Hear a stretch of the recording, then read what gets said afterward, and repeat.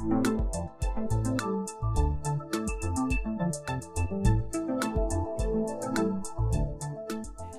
اللہ الرحمن الرحیم، میں ہوں طاہر ڈینسا اور آپ دیکھ رہے ہیں S D T V. Industrialisation نے اور سائنسی ترقی نے کئی چیزیں ہمارے لیے پیدا کی ہیں، جس میں انڈسٹریل پروڈکٹ، سپلائی چین کو سپل کرنے کے لیے انڈسٹریل سپورٹ اور نئے میٹیریلز بھی۔ جو سب سے زیادہ تیزی سے میٹیریل سامنے آیا ہے وہ ایک پیٹرولیم سے حاصل کیا گیا میٹیریل ہے جسے ہم پلاسٹک کہتے ہیں۔ اب پلاسٹک اتنا ایفیشینٹ ہے کہ اس کو آپ بڑا مشکل ہے نکالنے۔ فار ایگزامپل، جو 1 روپے سے بھی کم قیمت کا پلاسٹک کا بنا ہوا بیگ ہے، وہ 15 کلو 20 کلو کا تربوز اپنے اندر اٹھا کے لے جا سکتا ہے اور ٹوٹتا نہیں۔ اس کا ٹینزائل اسٹریٹ اور اتنی اسٹرینتھ ہے اس کی، اور اس کی قیمت کو 400-500 روپے کے تربوز میں امبیڈ کرنا کوئی ایشو ہی نہیں ہے، تو کوئی کیوں اور کنٹینر یوز کرے گا؟ اسی لیے لیکوڈز اس کے اندر گلتے سڑتے نہیں، ایئر ٹائٹ کر دیتا ہے، لیمینیشن ہوتی ہے ہر چیز کے اندر اس کی کرنے کے لیے۔ گاڑیوں کے انٹیریئرز، پرانی اگر آپ گاڑیاں دیکھیں جیسے رولز رائس وغیرہ ہے، تو انہوں نے ابھی تک مینٹین کیا ہوا ہے، اندر اسٹیل کے اوپر ووڈ کا ہوتا تھا، ہینڈ میڈ سارا انٹیریئر بنا ہوا۔ اب تو ساری گاڑیوں میں پلاسٹک کا اندر انٹیریئر ہوتا ہے، بمپرز ایکسٹیریئر کے ہوتے ہیں۔ میں نے ایک گاڑی وہ دیکھی، اس کی چیسز کے اوپر جو راڈز ہیں وہ پلاسٹک کی ہیں، جی پلاسٹک بڑے ایفیشینٹ ہوتے ہیں، آنے شروع ہو گئے۔ لیکن اس کی فلپ سائڈ یہ ہے کہ ڈسپوزیبل ہے اتنا سستا ہونے کی وجہ سے اینڈ آل، اور وہ اس نے کہیں تو جانا ہے۔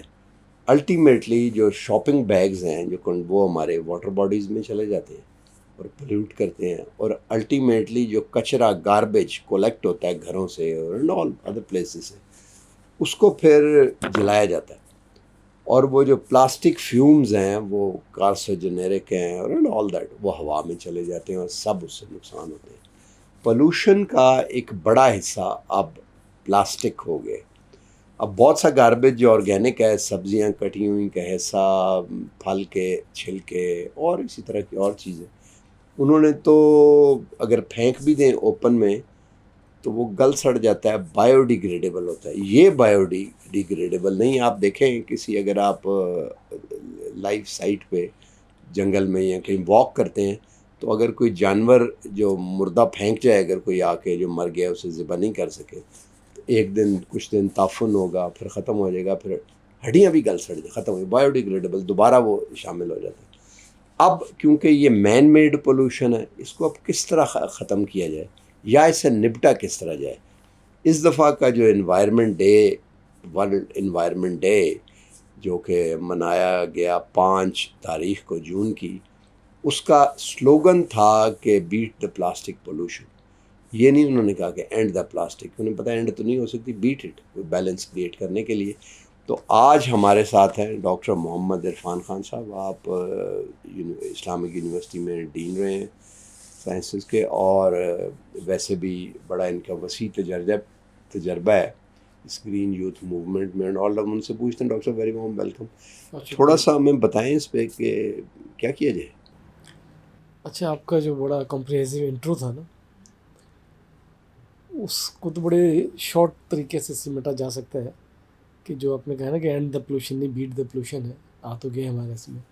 ہمارا چیلنج یہ ہے کہ جو نیچر کا ایک سسٹم ہے نا کہ ریسائکلنگ ہو جاتی ہے ہر چیز کی، ہم اس کا جو پولوشن جس کو ہم کہہ رہے ہیں، پلاسٹک کو ڈسپوز جب ہم کرتے ہیں، اس کو کلیکٹ کر کے واپس ریسائیکل کر کے ری یوز کریں گے، اگر ہم اس ایکو سسٹم کے اندر بنا لیں گے تو پھر تو کوئی مسئلہ نہیں ہے۔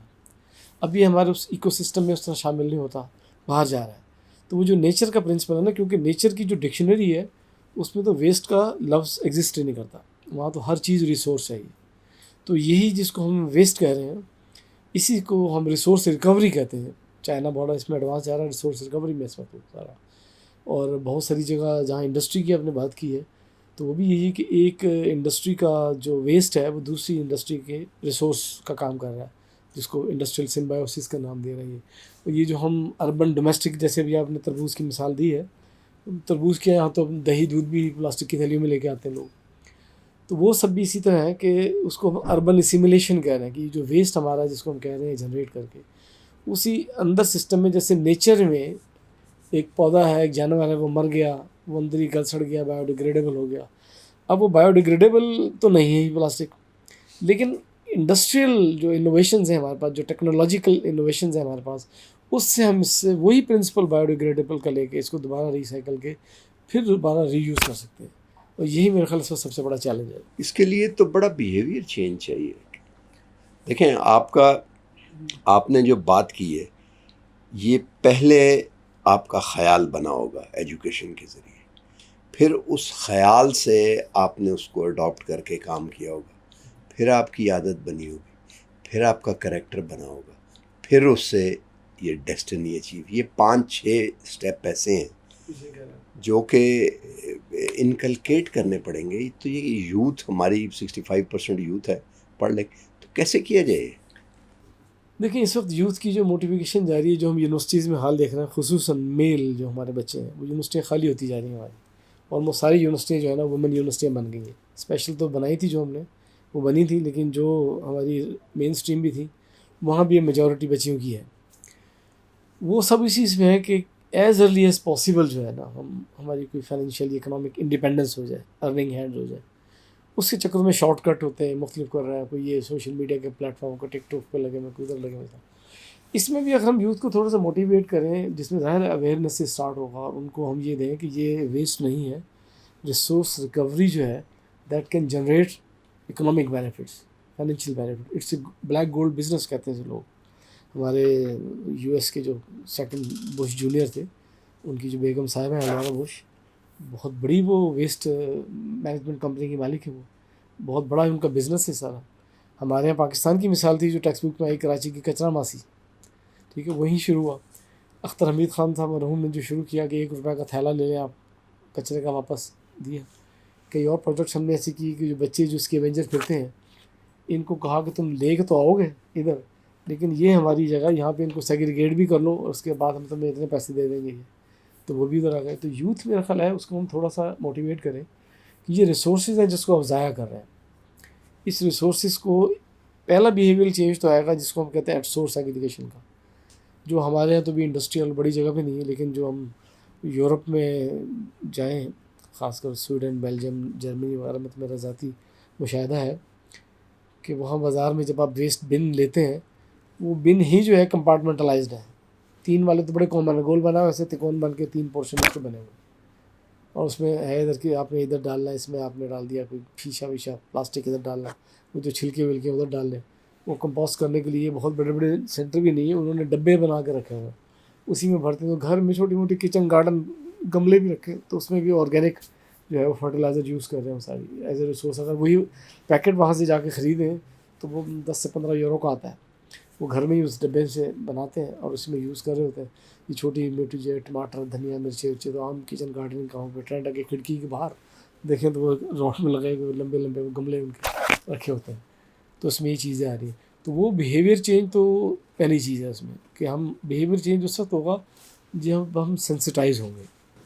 سینسٹائز اور اویئرنیس میں نا یہ فرق ہے. سینسٹائز ہم کیوں ہوں گے؟ میں اس کی وجہ، جس وجہ سے میں سوچتا ہوں کہ ہم کیوں ہوں گے، یہ جو انڈسٹریل ہے یہ ماس سپلائی چین ہے کہ انڈسٹری بہت بڑے بڑے جائنٹ گلوبلی کمپنیاں جو ہیں وہ کر رہی ہیں دنیا کی، جیسے کار میں سارا یہ گلوبلائزیشن ہے.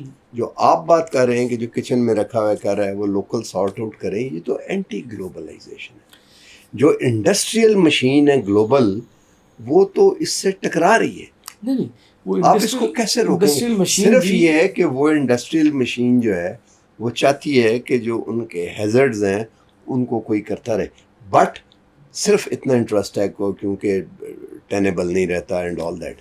بٹ پرائمری انٹرسٹ ان کا یہ نہیں ہے جو ہیومن انٹرسٹ یا ان ہیومن تھاٹ ہے نا، وہ تو بالکل نہیں. دیکھیں جو انڈسٹری کی آپ بات کر رہے ہیں وہ ڈفرینٹ سیناریو ہے.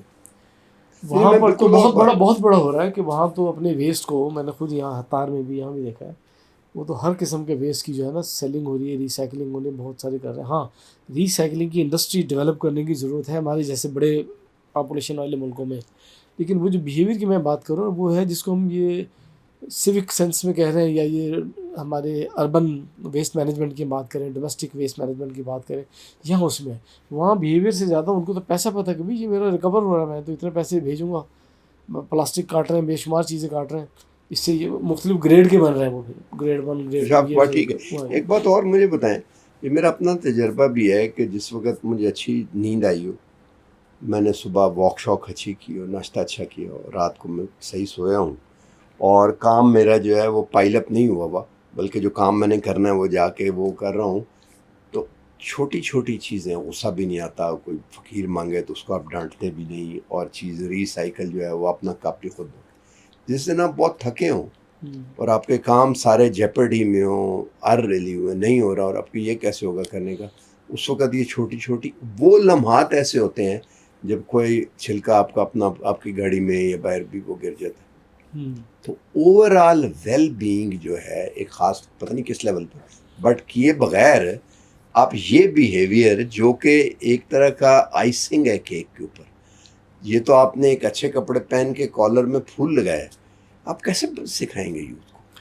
ہاں یہ چیز ہے کہ جو گھر میں ہمارا ہے نا بیہیویئر، وہ بھی بڑا امپورٹنٹ ہے اس میں. اگر ماں کو بچوں نے دیکھا ہو نا بچپن سے دیکھتے ہوئے کہ ماں ہماری جو کچرا گلی میں نہیں پھینکتی یا کس طرح جا رہا ادھر سے، تو وہ آٹومیٹکلی سیکھ لیتے ہیں اس میں. تو اب یہ چیزیں یعنی باہر کے ممالک میں اسکولوں میں بچے ہیں، ان کو پتہ ہے کہ نہیں پھینکنا، وہ اگر کچھ کھا رہے ہیں چھلکے بھی ہیں انہوں نے پاکٹ میں رکھے ہوں گے، اگر کہیں نہیں نظر آ رہا بن، گھر آ کے بن میں پھینک دیں گے. جاپان میں جائیں آپ کی گاڑی میں لازمی ایک وہ بیگ سا ہوتا ہے جو اکثر گیئر لیور کے ساتھ لگایا تو کچھ، اگر وہ نہ ہو تو اس پر بھی چالان ہو جاتا کہ آپ نے ویسٹ کا جیسے گاڑی سے پھینک دیا کوئی چھلکا یا ریپر وغیرہ پھینک دیا، اگر آپ کھا رہے ہیں جو بھی کریں اس بیگ میں ڈالیں، اس بیگ کو کوئی ڈسپوز کر دیں. تو یہ دیکھیں وہ انگریزی کا پیونیٹیو ایکشن بھی ہوتے ہیں. ایکشن بھی ہوتا ہے. اب یہ بیہیویئر جو ہے نا یہ ہمارا کلچر کے ساتھ ہی انیٹ ہے نا. وہ ایک انگریزی میں محاورہ سنتے ہیں نا کہ it takes a moment to change your faith but it takes centuries to change your culture.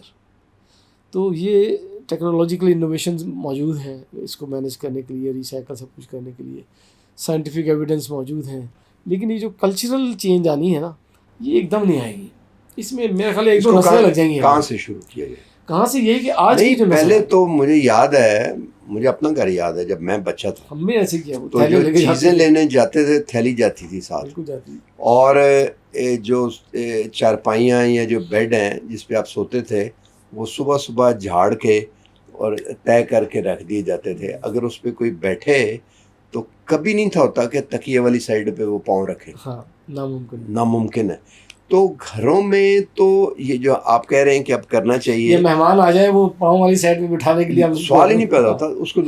تو یہ چیزیں موجود تھیں. یہ تو سوسائٹی، میں وہی بات کر رہا ہوں کہ یہ تو سوسائٹی ڈیگریڈ ہو گئی ہے.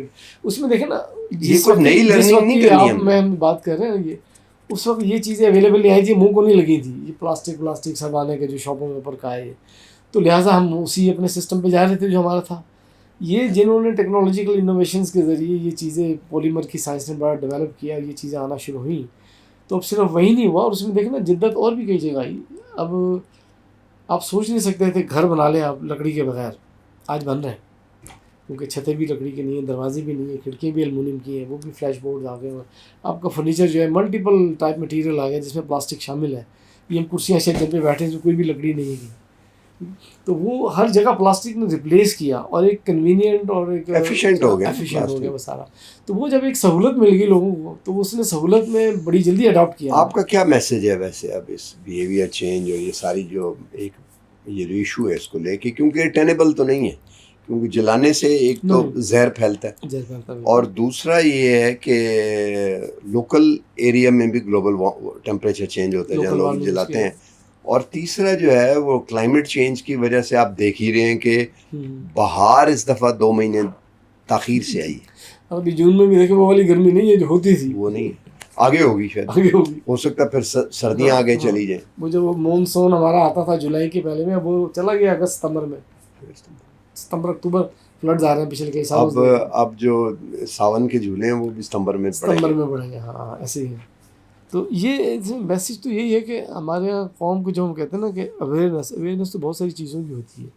جو میں نے ابھی بات کی تھی نا سینسٹائزیشن کی، میں تھوڑی سی ایک مثال دے کے اس کو ذرا واضح کروں کہ ایک جگہ مثال کے طور پہ کوئی کیلے کا چھلکا کسی نے پھینکا ہوا ہے اور ایک شخص وہاں سے گزرتا ہے اور وہ اویئر ہے کہ یار یہ بری چیز ہے, اس پہ کوئی پھسل سکتا ہے, حادثہ بھی ہو سکتا ہے, ویسے بھی غلط ہے, وہ اس کو برا محسوس کرتا ہے, اویئر تھا کہ یہ اچھی بات نہیں ہے.